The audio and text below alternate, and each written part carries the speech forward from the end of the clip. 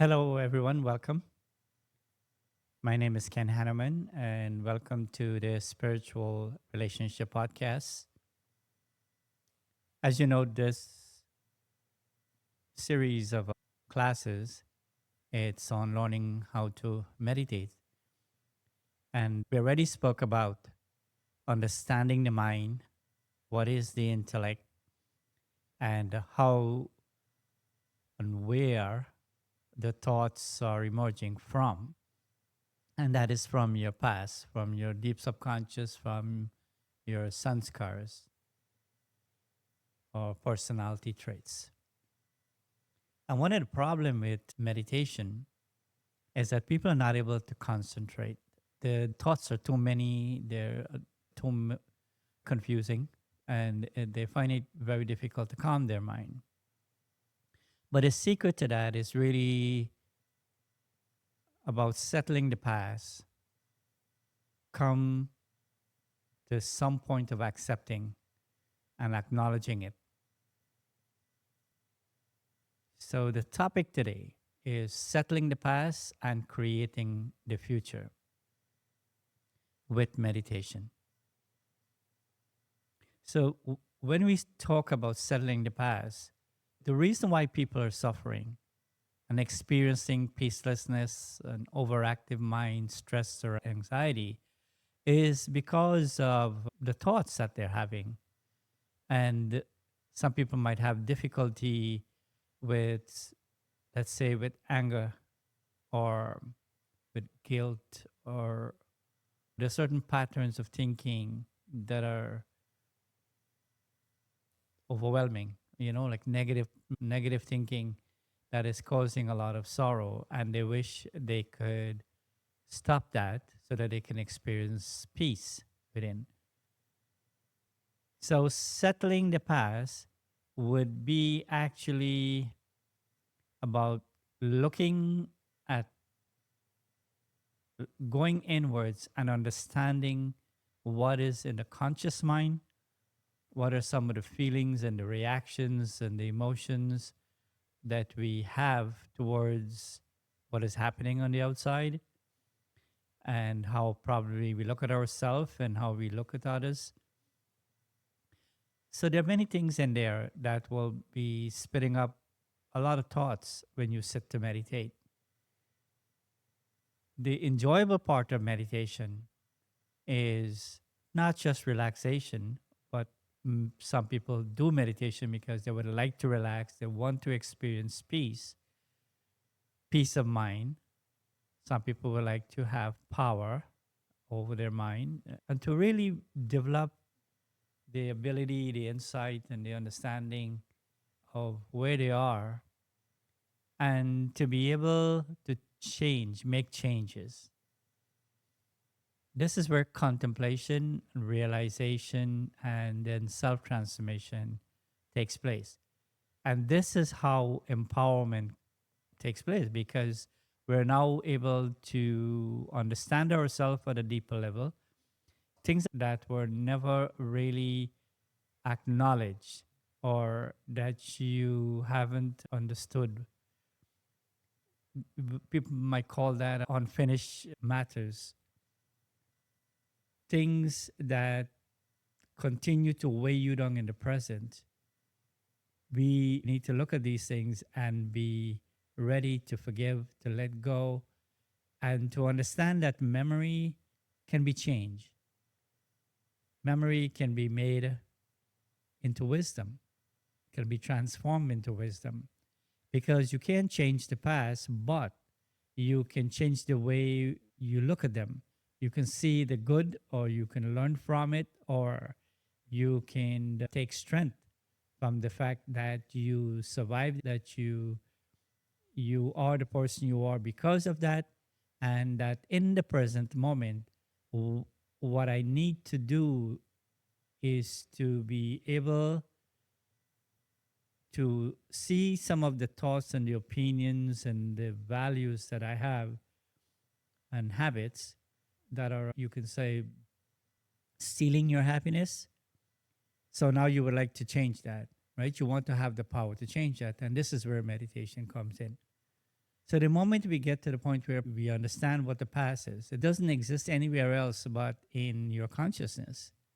It doesn't exist in anyone else's awareness.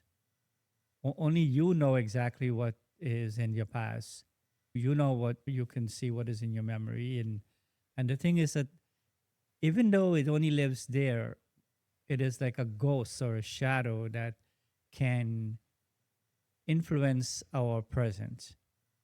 And this is why meditation becomes difficult because people see these thoughts coming and then they're fighting with it. They like it to disappear. But the more you fight with it, it just seems to have more power. So the thing is to be able to withdraw within, to be able to observe and remember that these thoughts, these memories, the past is not you. This is just information. This is a record of things that you accumulated in your from childhood to now. And therefore, it is up to you if you want to change it. Just detach from it. Just dissociate. Just look at like it happened. Don't review the past with a feeling of self incrimination, like you're becoming self critical or you're feeling bad about yourself when these thoughts and these memories come up. You have to say, no, it is there. It is almost like looking at a record of something that happened in the past. It happened. So now it's not the time in meditation. It's about, okay, I know where it came from. I know why. I know what it, and then how can I change that? How can I learn from that? W- What meditation does is that once you can step away from the past, you begin to create a new identity, a spiritual identity. You're not creating it basically, it's there. It's just that you were not aware of it. But as mentioned in the previous classes, the basis of this new identity is that I am a spiritual being in a human body, and I, in time, playing my role. My nature is one of peace, love, happiness. There is innate wisdom within the soul. I'm immortal, eternal. I'm sentient energy, consciousness. There is a part of me that is always peaceful if I remember it, if I get in touch with that. And as I see thoughts come up, I realize that my mind is really not me. It's just a record. It's like a film being replayed, a three-dimensional film being replayed. So when I get to that point, I'm beginning to take out the emotions from it, the self incrimination, the feeling like I was bad, I was wrong, this one was wrong, that shouldn't have happened, I should have known better. When you get past that emotional part of it, you can now sort of renegotiate everything. And right away, as you're able to let go, you become lighter.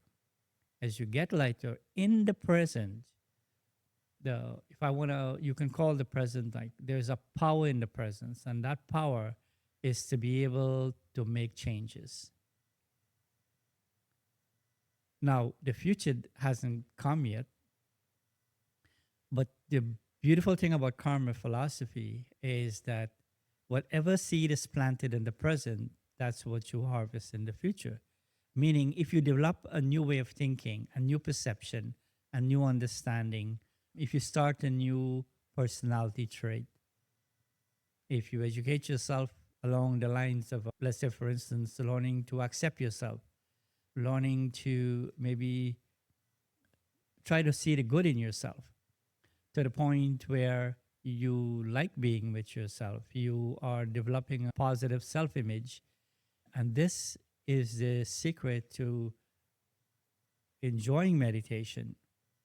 So when I think of myself as a soul with these divine qualities, and then I learn from the past, and then I evaluate where I am, see whatever skills and whatever abilities and understanding and opportunities that I have in the present, I can now use that.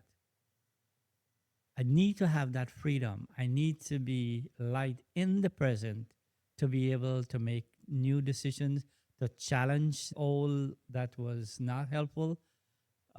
Many of us grew up with certain values and traditions and cultures and belief systems that actually might be causing some of the guilt and some of the shame or not feeling worthy.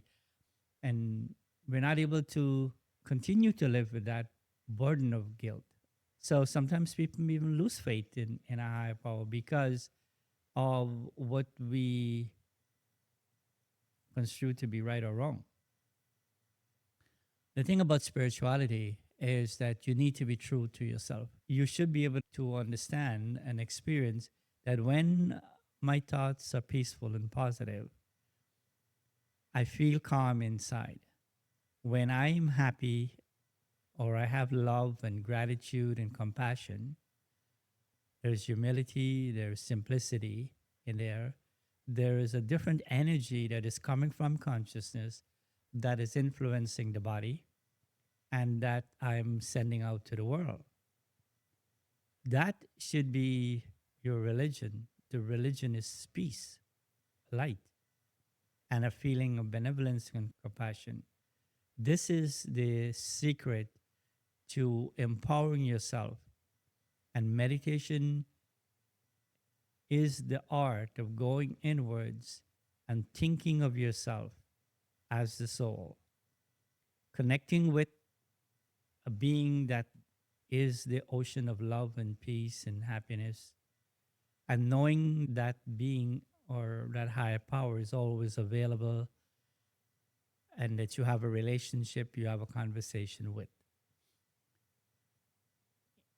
When this inner world is being developed, like you're feeling safe there, you're feeling like you've stepped away from this old world. In this new environment, this internal environment, this world that is now, that's your safe place. No one can take that away from you. You learn to trust yourself. You learn to trust your choices because peace is your guidance, right? Love is the goal. And you can now change your habits and your reaction. Now, the future then will not be a reaction to things. It will be that I am creating something good where my future will be good.